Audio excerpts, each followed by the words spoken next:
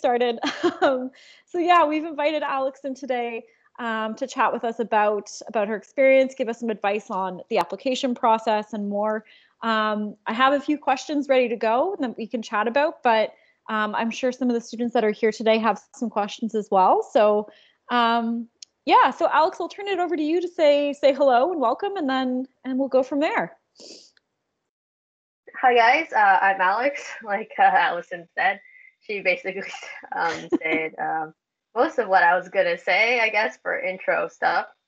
So yeah, I worked with Dr. Thomas. My main project for that summer was I worked with a species of bacteria called Vibrio Hemolyticus.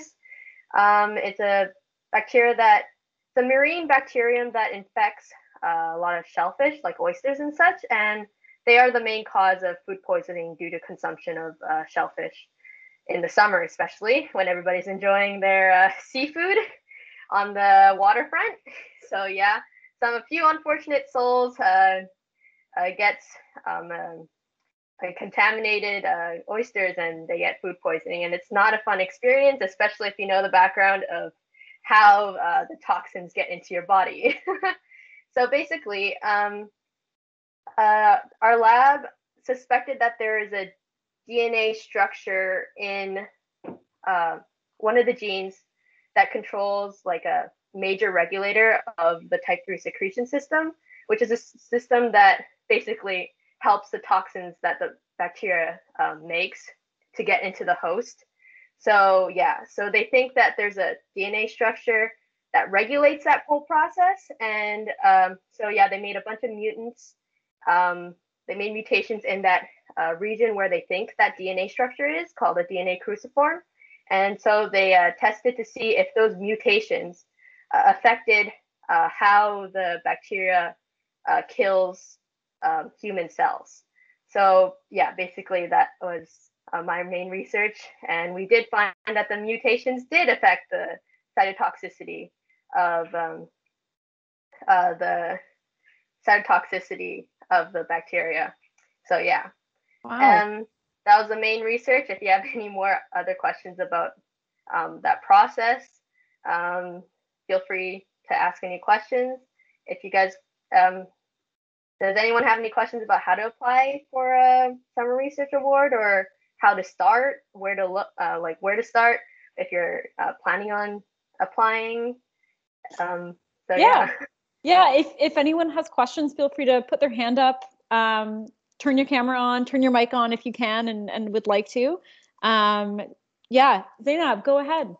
Yeah, I was just wondering, like, in general, like, how would you apply for, like, summer research?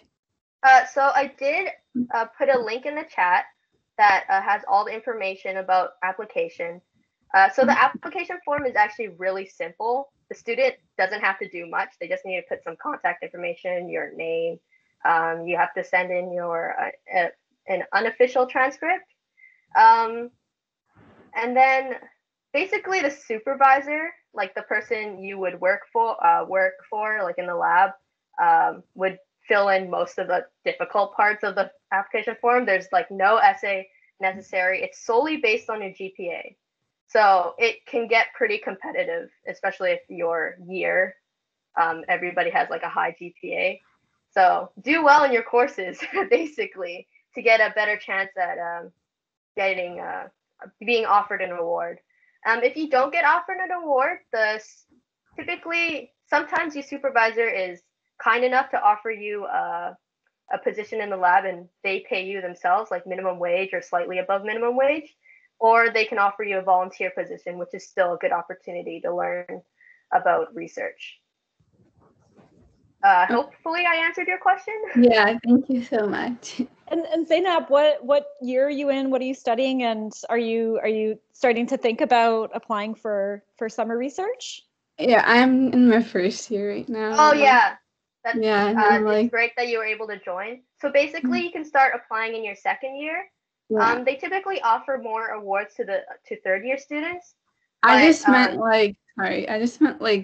how do I start for, well, not for awards, but how do I start applying for like summer research? Yeah, so the awards are summer research. Oh, So sorry. yeah, Yeah. no, that's You're being okay. paid to research in the summer, which is great. Oh, I see. Yeah. Thank you. To Yeah, start, they're I would look depending on your department, what is your major?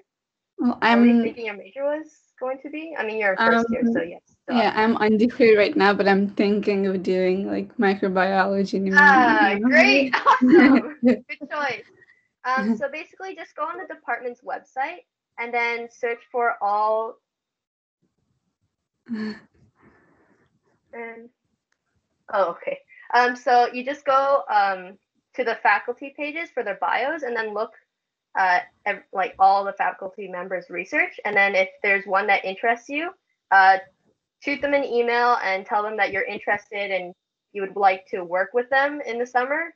I would usually email like early fall semester so that you get a chance to communicate with the professor, and then like you also it's kind of like first dibs, early bird gets the worm kind of thing. So I would email them as early as possible so you can get that chance to talk to them about what you would do if you were to work in their lab. I see. Thank you.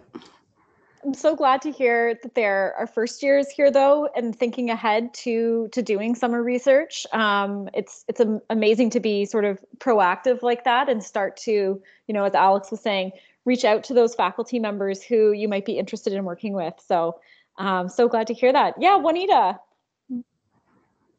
Hi, how are you? Good. How are you? I'm fine. So I'm doing this is my third year, and I'm doing a microbiology and neuroscience, so it's like a double major. So I have a question about okay, so I'm gonna graduate next year. But I don't know. I haven't done much about it. I haven't really thought about doing research, but I really want to do it now. But this year it was really difficult to get in touch with people from the department, and also I was just wondering if you can do it after you graduate, summer research, or is it just while you're studying?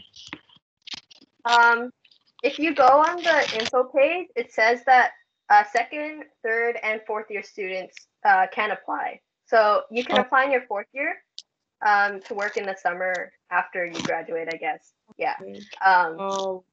Yeah, so it is possible for you to get offered an award. It's just that they typically they prefer to give them to third year students, but you still have a chance. I'm just saying. Thank you. Yeah. I choose this supervisor. You just apply and you to someone from the department, or do they have to? Because that's really confusing. Oh, I posted a link at 10 a.m. in the chat. If you click on that link, there's information, all the information you would need, or most of the information at least. But also if you want to work in this summer, maybe you can, or volunteer, maybe you can just find a professor that would offer you a position, a job, or maybe even a job. Because if you want to start some research, although you won't be working, you won't get a research award because applications are passed already. The due date has passed, but you can still maybe find a position to a volunteer position, because I would definitely try to get that experience as soon as possible, especially if you're graduating next year. Okay, perfect. Thank you. Yeah. Sammy asks, "Hi Alex, after the summer working, do you have an article or report kind of thing?" Good question. So I don't know if this is the same for the NSERC award, which is most of the summer research awards are NSERC, I believe. I got the SOBI research award, and at the end we just had to write a thank you letter and describe briefly what we did, and just send it to the people who offered the award or donated the money, or gave me the money, I guess, so that I can research. And you guys will see up above in the chat, I actually posted a link to a video that that Alex put together in the summer to describe her research too, which is, it's not a written report, but it's such a fantastic kind of science communication piece that is really brief and to the point. And allows Alex to sort of describe her research to the public. So it doesn't sound like there was like a formal report aside from the letter to the funder, but these videos are so great to kind of just be able to talk really briefly about your research. Jocelyn posted a link with all the videos that people made. There was a contest at the end of the summer that people can register for. It posts a video about what they did in the summer, and there were first place, second place, third place awards. I got honorable mention, but it was like 20 people, so I don't know if that was worth much, but at least I can put in my CV, I guess. Absolutely. You were a finalist, and that's fantastic. So awesome. And I was wondering, so maybe this had to do a bit with Juanita's question, was about the application process itself. So you've chatted about from like the student perspective that, you write, it's quite a simple application form for you. And then do you have any insight on how, you get from sort of writing this application into, Dr. Thomas's lab? Like, are you matched according to interests and research area? Do you have any insight that you could share with the group on that? I don't, it's just that the application form was so simple. The professor or the supervisor does complete a part where it's just like talks about what you would be doing and like, I guess, learning outcomes and goals kind of thing. What was your question again? Sorry. So it's okay. It's about the actual, getting matched with a supervisor and finding a supervisor to do research work with. I think that the way it works is that the students put the application in, and faculty members who already have some research going then select the student. Okay. Yeah. Oh, yeah. Okay. Okay. So what I did was I looked for professors first, and then once I had professors, or once I chose a supervisor, and they were like, okay, yeah, you can come into my lab to work. Then I completed the application form with them. So like the application form is two parts. Like you have to write a portion, and then your supervisor has to write a portion. Gotcha. So I would look for the supervisor first. Okay. Then complete the form. I think there's like steps that you can follow in the Summer Research Award information page that's in the link that I provided. Yeah, that link that you've provided up in the chat is kind of the one-stop shop in the Faculty of Science. Yeah, for sure. It's just like all a good brief, like this all the information what you need is just on this page. Like, okay, it says the first step: begin contacting professors you're interested in working with. Perfect. Take that off the list. Zainab, I see you have your hand up. Go for it. Yeah, I was just wondering if you could repost the link because I can't see it. Yep. Thank you. I got it. Awesome. Thanks, Alex. Any other questions from the group right now? We have a few other questions here that I've got written down, but Saba, I see you've joined, and I recognize you from yesterday's session, Ask a Grad Student. So thanks for coming back. Did you have any questions for Alex? Yeah, go ahead. Hello, nice to see you again. Yeah, you too. Yeah. So yeah, I just had a question regarding the research programs. I would like to know, like, how would we be notified of what research opportunities are available in the summer? Like, how can we get those information? Is there any website or any links that we could use? Sorry, I'm just a little bit late, so I don't know if you posted that earlier or not. Thanks. Yeah. So I did post a link with the Summer Research concerning the Summer Research Award. Concerning other research opportunities, I don't know if that's that. I don't know if I should say. No, I can jump in if you'd like, and then Alex, feel free to fill in the blanks here. But there isn't really a spot on like the Faculty of Science website or perhaps even department websites that list every single research opportunity in the faculty.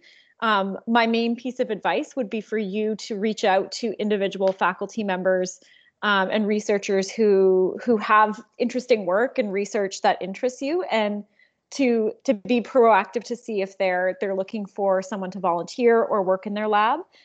So we don't have like a database of all available research opportunities, and really encourage students to kind of reach out on their own and seek out the research opportunities. Because often there's, you know, researchers who are very, very active in the research community who have something going on and need some help. So that would be my advice. Alex, I'm not sure if you wanted to. Yeah, I would say, I don't think there's a page that lists everything, but for sure reaching out to professors or supervisors or lab researchers first and foremost.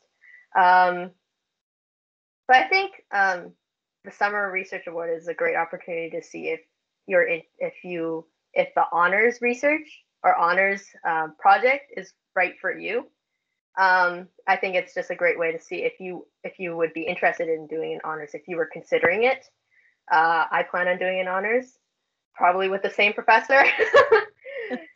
Probably gonna have to discuss that later, but yeah. So bridge when you get there. Yeah. There's also courses called Experiential Learning. That's also a good research opportunity. That's like in course.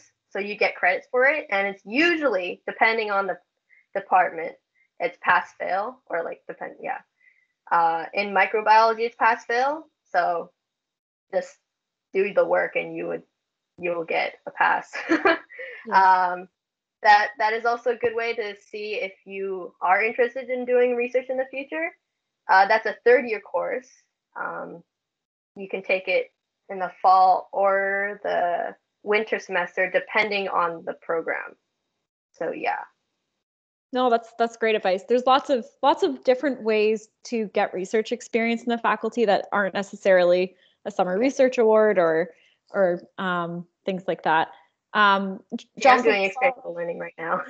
yeah. And there's, so just to plug, there's an honors session on Friday morning where we're going to go through honors. So leads nicely from Alex's point about, you know, thinking about doing summer research and if an honors research project is right for you. So we'll have all kinds of information about honors on Friday morning. And Jocelyn, I know you wanted to add a point to that, and then we'll get to some of those other things. I was just listening in here. I'm Jocelyn, the Alumni Officer for the Faculty of Science.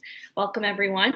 I just wanted to add to the point, if you're interested in learning a little bit more about different research opportunities across the faculty, I would recommend looking at that link that I shared earlier. And within each of those videos, you'll also see a supervisor. So if there's something that sparks your interest, I would suggest reaching out to that supervisor and just kind of learning a little bit more about that particular research area. That might be a good way to kind of put some feelers out and make some connections and also kind of explore what your interest might be. So that would be my recommendation. The videos are really short, so I think it's a great way to kind of get a handle on the research opportunities that exist currently in the faculty, and maybe you could build on some of the existing research areas. So just check that out, and I think that might be helpful as a good starting place. Awesome. Thank you. And was there a follow-up question from you, Sabah? Yes, I wanted to thank everyone for giving me those advices regarding the research. And I just had a question for Alex. So did you participate in any kinds of research program in your first year, or did you start afterwards? I started afterwards in the second year in the fall, where one of my courses, it was Micro 2100. They were like, hey, you can earn money in the summer by doing research. That's basically the gist of it, right? So, and I was like, whoa, I can get money in the summer by doing actually useful things and doing fun research with bacteria? Sign me up. So then I just looked for supervisors. Yeah, I Yeah. Basically, after first year, I didn't look for any opportunities in the first year because I didn't think about it because I don't know. I was like a first year, so I don't know what lab would take a first year. Not many, but I know I've heard that few have in the past, but not many. I think. Yeah, and I Can't think speak for all labs. no, I know you can sort of speak to your experience there, and there are certainly labs in the faculty that do take first years, perhaps in a volunteer capacity. Yeah. There's always opportunities for volunteering, for research, and you know, even participating in research studies as well. It's just a great way to get your foot in the door, make a connection with a researcher that could turn into something further down the road. So I know a lot of our first years are so eager to start getting that experience early on in their degrees, and I would say just be gentle with yourself and start small and volunteering and reaching out and making connections to professors would be such a great first step. Yeah, for sure. Yeah. Okay, Zainab, is that an older hand, or did you have another question there? Oh, sorry, I forgot to take it down. Don't worry, happens all the time. So I have a question for you, Alex, and it's I'm just trying to find my list here. So if you could talk to us about like what a typical day in the life as a summer research student looks like, and you might have an interesting perspective from the last summer, which was predominantly online, or pieces of which I imagine were online. So yeah, could you share just a snapshot of what day in the life is like for a summer research student at Dalhousie? Well, first of all, so this is like a 4-month commitment thing. It's for the first 2 months we were stuck indoors because of the lockdown. So what I was doing, I was just researching and helping with the draft of the paper that a grad student was writing. And then I was writing up a protocol that I would be about an experiment I would be doing once we get back into the lab. Yeah, there wasn't much I was doing. I know the other 2 students that were also in the lab were doing in silico stuff. So they were using a bunch of programs to get an answer, like to get data. So one student was looking for for people who were there at the beginning, I was talking about DNA cruciforms, the like structures in the DNA that would help regulate genes and like gene expression. She was looking for those structures in other Vibrio species. Since our lab focused on Vibrio Hemolyticus, they were looking to see if there were the same kind of structures regulating important genes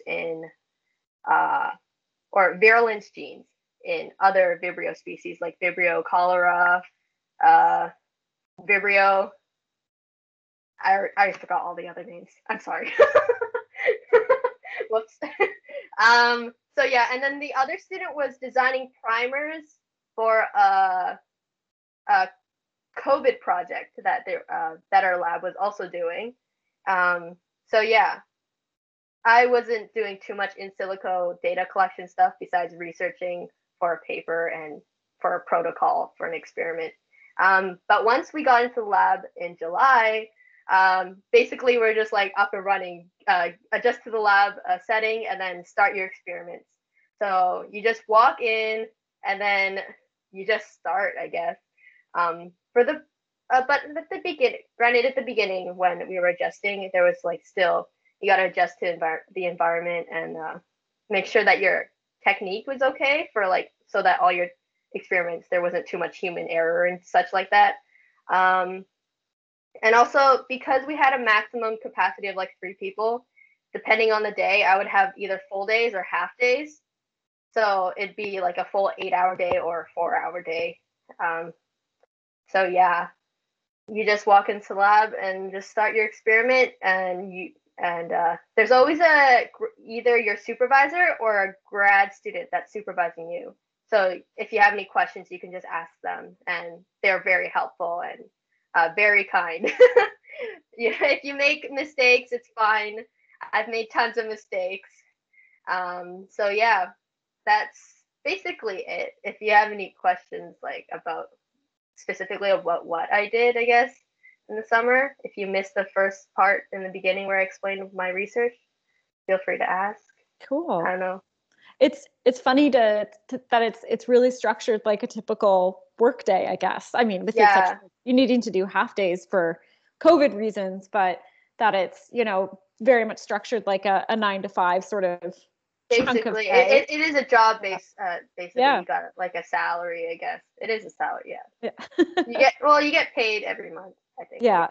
Oh no, that's very cool. Thank you for sharing that. Juanita, I see your hand up. Go ahead. Oh, yes. So you were just talking about your experience and all. So I was wondering, like, what was your biggest challenge? Like, as soon as you got there, because like I feel like we don't have like a lot of experience. We don't really know what to do. Yeah, so that's for sure. I I did have one lab course in micro where I can we like started with aseptic technique, which is like techniques where you make sure that nothing is contaminated and like your inoculation loop is like sterile and clean and everything like that. What was difficult was probably like just adjusting to the lab setting, because I had to keep in mind of like stocks. Like we had to make sure that we had like ready to go LB broth or like media for our bacteria on the shelves. You have to make your own antibiotic stocks so that you can use for your experiments. You just have to make sure that you set up for your experiment beforehand, so that once you do the experiment, you have all your materials ready and you don't get a bump in the road where you're like, oh shoot, I forgot to plate a bunch of agar plates so that I can actually plate my bacteria, kind of thing. Yeah, and besides that, I don't know. It's just that I think although the transition was difficult, but your professor or your supervisor and PhD student that's helping you definitely helped with the transition, because they've been doing it for years, right? So they know all the tips and tricks that you should use to make sure that you have fewer mishaps in the lab. So yeah, hopefully that answers your question. Yeah. I don't know. Yeah. It's definitely also the fact that your experiments may not go as planned, because in courses with the lab experiments, there like there is a definite like end goal, like you should get this result, kind of thing, for your like you should get this result. If you don't get this result, something had to have gone wrong. But in like lab experiments, you kind of don't know the end goal, like the final results, most of the times, because you're looking for an unanswered. You're answering a question that hasn't been answered before. If that makes sense. Yeah. Would you say new research? Okay, yeah. Would you say like these second year lab courses, like the biochem and the microbiome one, were useful? Because like this year they canceled the Yeah, one I heard they canceled Micro 2400. Micro 2400 would have been was really useful for me in just learning aseptic technique and just like basic pipetting skills and just like plating bacteria. Yeah, that worries me because like I didn't have it, and I was thinking about like volunteering maybe this summer or something. So that's like I don't know what to do about it. So I was just wondering if it was useful. Well, hopefully you get a volunteer position just to get started with lab research and just like learning learning your way around the lab. Yeah, exactly. Since it's definitely different from lab courses for sure. I like that advice about getting volunteer experience to at least start practicing those techniques. But Juanita, can you just remind me what program you're in? Are your microbiology as well? Yeah, neuroscience, but like the main one is microbiology. Okay, yeah. So if you're concerned, I would even recommend reaching out to like a faculty advisor. in the department, to talk about, possibly different opportunities to gain those like hands-on skills. So in microbiology, Dr. Thomas, who's Alex's supervisor, is also he's an undergrad advisor, Right. and is just really, really helpful and knowledgeable. So yeah, I would consider reaching out to the advising staff or the faculty advisors in the department as well, and talk about different ways to gain some of that experience. But I think Alex's advice about starting to get some volunteer experience is a great way to practice those skills and stretch those lab muscles. So yeah.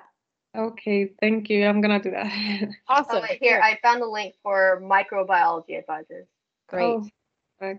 I'm posting it right now in the chat. Beautiful. Thank you. Yeah. Any other questions from the group right now? Saba, go ahead. Yeah, so I had a question for Alex. I know you're double majored, so I would like to know a little bit more about that. Like, how does that work for you? I think it's double the work, I guess, but like, how did you choose that? How did you come to choose to be a double majored student?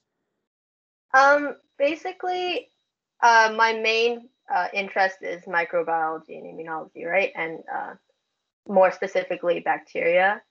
But when you work with bacteria, you typically work with their genome and their genes and stuff. So that's where biochemistry comes in hand, where there's a lot of molecular biology experiments and like techniques that would come into play in a research involved in bacteria. So that's why I was just like, if they go hand in hand and they work together so well, and a lot of I find that I know quite a few students who are also doing the double major, the same double major as me. That it just works well together, and I think it works well if you're doing a honors. Then you can do a combined honors where you can put both elements into your research. So yeah, it is definitely difficult in the first semester of your third year if you're a micro and biochemistry major. So yeah. And are you? I mean, you should meet a certain kind of eligibility to be able to like choose a double major, or you don't have to. No, I think you just choose. Yeah, that if you think you've got what it takes and you're really interested in the material, you just apply and change your major to double major, I think. I don't believe, I don't think there's any grade requirements for Yeah. double majors, but there would be grade requirements for things For like the honors. courses, right? And, and for admittance into certain courses, there would be grade cutoffs for sure. But to declare a double major, I think you just need to make sure that you have sort of enough of the courses and credits in each of the subjects. And I can't and a lot of the prereqs for biochem are the same for micro. So that's why they work so well together. It's just like, yeah. Nice. Awesome. Thank you. So what kind of opportunities do you think doing summer research last year have opened up for you for, your third and fourth year? Well, first of all, since Dr. Thomas was my supervisor, he was in contact with you for the communities project, and he then let me know that they were taking applications for the student navigator position for the micro department. So for anyone who doesn't know, in the fall semester, the Faculty of Science held a project, like a communities project, where they had groups of communities for students in specific departments, so that they can discuss about opportunities in those departments specifically, or just discuss with people, like-minded people, I guess. Talk to their peers about specific courses in the department. I was the student navigator for the microbiology department, and every 2 weeks, I believe. Yeah, every 2 weeks we hosted I guess, a meeting presentation type thing where there was a topic and then we would discuss about it, or I would present, and then I would invite different, invite guest speakers to talk about the specific project for specific theme. For example, we had, we had a research week, and then I invited on the honors advisor. I invited an honors student. I also invited, who else did I invite? I invited the Experiential Learning course coordinator, so that you can learn about experiential learning, which is a great course, by the way. So yeah, and then I also talked about the Summer Research Award. And yeah, I invited Dr. Stoltz, who is like, who you contact if you're in the micro department, if you're interested in applying for research award type of thing. So through the summer research, my summer research award, I was offered the opportunity to be a student navigator for this awesome project, basically, is what I'm trying to say.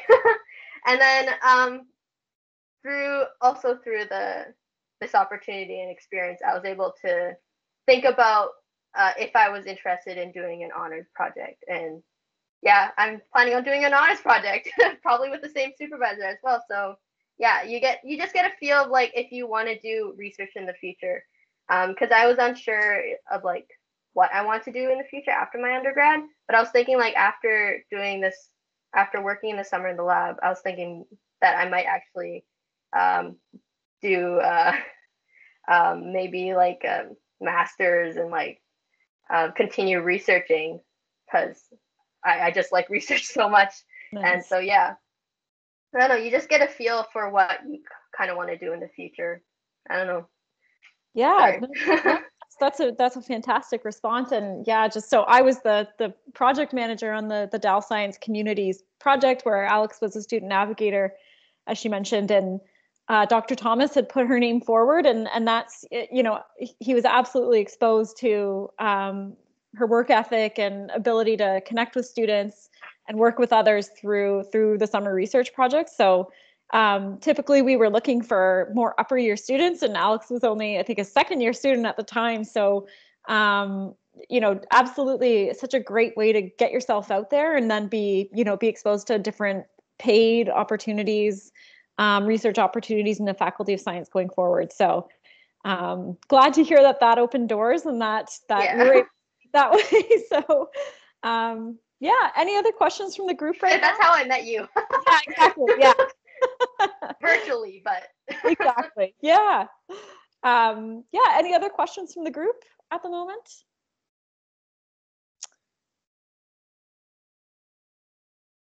Well, I guess I would say that this would be an opportunity as well, just being a guest speaker for your Inspiration Weeks.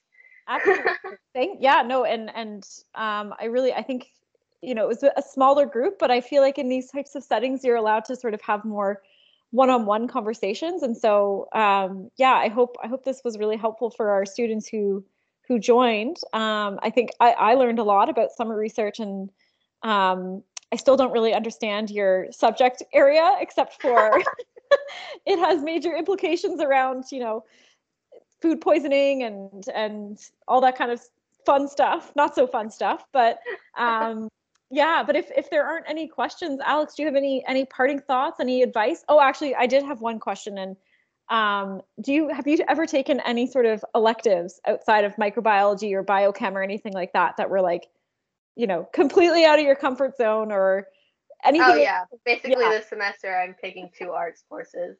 I'm just like taking? This medieval gender women studies course and I don't remember. It's like Canada's literature or something like that, Canadian literature or something. And I'm like, I don't know how to write an essay about literature anymore. I can only do research papers. Please help. That's awesome though. That's like such a cool thing it's so different from the work that you do. Yeah, it's so different. Yeah. So much more like reading like like reading books and such, and that's not articles about proteins or bacteria or something like that. But that's so great, and that's my advice to everyone here is try something different, try something new as an elective. There's so much on offer at Dal. So yeah, definitely try something new. I think we have another question here. Go ahead, Saba. Yes, so I had a question about the like choosing a double major. So I wanted to know whether the majors should be related to each other. Like, do we have to choose the two majors that are related, or we can like choose a major in arts and then choose, for example, microbiology and immunology as another major? Yeah, you are welcome to choose pretty much any major as a double major. There are some exceptions at the university. Like I don't think you can do biology and marine biology together because there's too many similar courses. But if there's a topic in arts that you really love, like you are interested in pairing, I don't know, political science or sociology or something like that. Yeah, we've had students work with us in the past. Our former communications intern, she had a neuroscience. I think she was doing a double major in like neuroscience or psychology and Spanish. So she paired her major with a language, which is a fantastic skill to have. So absolutely. And again, my main takeaway over the last few days is talk to advisors about planning for a double major. They will be able to point you in the right direction about the different requirements, the different, amount of courses that you need in each subject, and what might be restricted or not. So yeah, talk to an advisor, but if there's something that you really love and that you're passionate about that you want to pair with your science degree, then go for it. Yeah. Doesn't have to be it's not rigid. Yeah. So Jocelyn, go ahead. Sorry, I'm a little delayed. Thanks, Alex, for all the information. It's been awesome. I'm so, passionate about research after hearing your story today.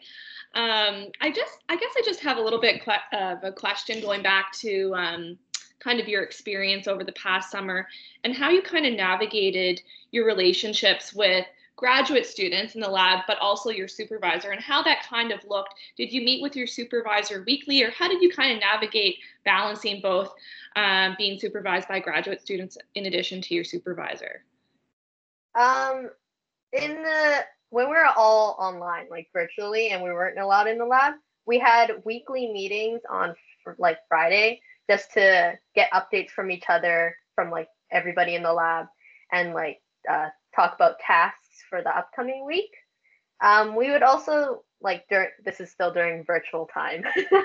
I would maybe have like one or two meetings with the grad student and the Dr. Thomas, the supervisor, just to talk about like stuff that's specific to what I was doing. When we were back in the lab, there was always at least the grad student or Dr. Thomas supervising. Sometimes Dr. Thomas would like hide in his lab, probably not. He was not supposed to, but he was hiding in the lab doing in his office doing work. So sometimes, well, a lot of the times we had 4 people, but one person was hiding. Don't tell on us. So yeah, you would always have like a grad student or the lab supervisor in the lab at the same time as you, and then there'd be you and another summer student or another student. And yeah, typically if you needed help, you just flag them down and then they come to you and help you. And then usually I would feel dumb for not knowing what to do, but you're there to learn, and you'll know better next time, I guess. So yeah, one person in the lab, maybe the supervisor hiding in his office. That's how we work. We won't tell Dr. Thomas, don't worry. That's awesome. Thank you. Okay, we have about 10 minutes left here with Alex. Any other questions? Love the awkward pause there. Yeah, Juanita, go ahead. So yeah, you said you're in 4th year, right? Or 3rd year? I'm in my 3rd year.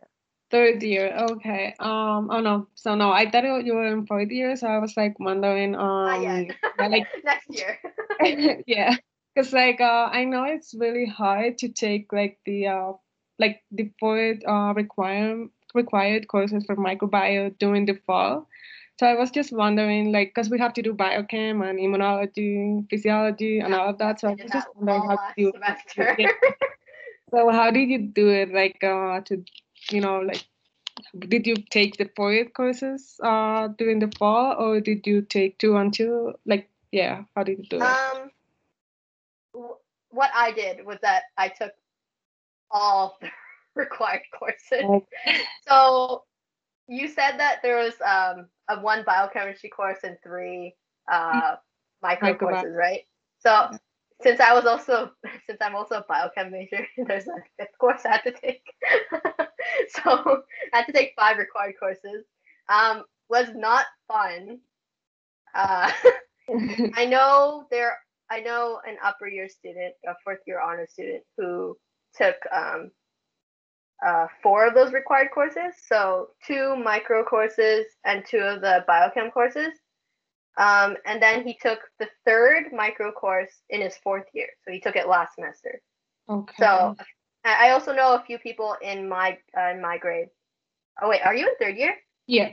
Okay, in our grade, or not grade, I guess, in our year, that have left one of the micro courses for next year.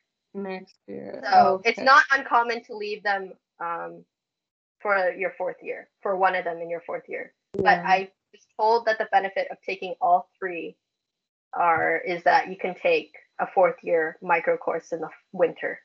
Oh, okay. Which I didn't do, so I don't know. It depends on you, I guess. Yeah. Okay, thank you. Yeah, that was my question. Yeah. Thank you. Okay, any other last questions for Alex today?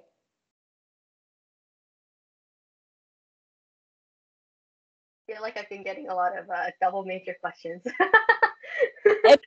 No, like I realized I was like, oh my gosh, like this is perfect because it's such a specific double major too, and yeah, I think a lot of students have questions about how that works. So I learned a lot, and yeah. Okay, well, if there aren't any other questions from the group, then I think we'll wrap today up. Thank you so much, Alex. This was so great to chat with you, and I'm so glad that. Me. Yeah, no, I think it was a nice sort of, like, I felt like I was like having a coffee with all of you guys. So yeah, it was a good conversation. Great. Like, yeah, I was surprised at how many questions were asked by our. It's a hot topic. It's everyone's, our students are very eager for research experience. So it's always nice to have you share your experience with us. So yeah, thank you so much, Alex. And this recording will be available on the Dal Science Hub on the Pathway Exploration page website, which I will share the link to in just a moment. But I did also want to mention, and I've been forgetting to mention this in previous sessions, that attending these workshops are, you can get validation and recognition on your co-curricular record as a workshop participant. So if you have signed up for the CCR, the co-curricular record in the past, look up the Faculty of Science Pathway Exploration Weeks and add workshop participant. And it's just a great professional development opportunity. And don't forget to add that to your CCR. So it's always nice to have that as sort of an accompanying record for your transcript. So yeah. Sorry. Oh, I do see one more question before we leave here. Go ahead. Yeah, so I just had a question regarding what you just said about adding these workshops to our CCR. So yeah, I'm not like familiar like how I could do that. So could you provide me with a link or some more information? I'm finding that right now. So I'm going to send the co-curricular record website. Let me just make sure I just sent the right one. Hold on. Give me 1 second here. There we go. So the co-curricular record is something at Dalhousie that allows you to capture these sort of out of the classroom things that you do, that, employers, graduate schools,